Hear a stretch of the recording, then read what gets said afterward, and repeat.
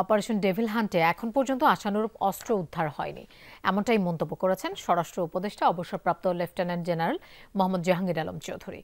সকালে গাজীপুরের শফিপুরে বাংলাদেশ আনসার ও গ্রাম প্রতিরক্ষা বাহিনীর ৭৭তম প্রতিষ্ঠাবার্ষিকী এবং ৪৫তম জাতীয় সমাবেশে যোগ দেন তিনি। বলেন, পর্যায়ক্রমে সকল অবৈধ অস্ত্র উদ্ধার করা হবে।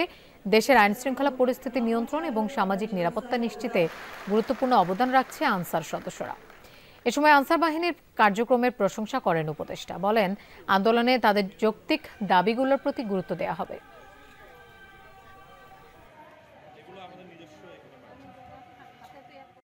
অল্প যত পরিমাণ আপনারা আশা করতেছিলাম অতগুলি হয় নাই, বাট আস্তে আস্তে হয়তো উদ্ধার হবে। দেশের জন্য অনেক কাজও করে এবং দেখলেন ইসের সময় যেসব অনেক কিছু খালি হয়ে গেছিল, কিন্তু আনসাররা কিন্তু তার দায়িত্ব যেই সব জায়গায় ছিল তারা কিন্তু তাদের প্লেস কোথাও ছাড়ে নাই।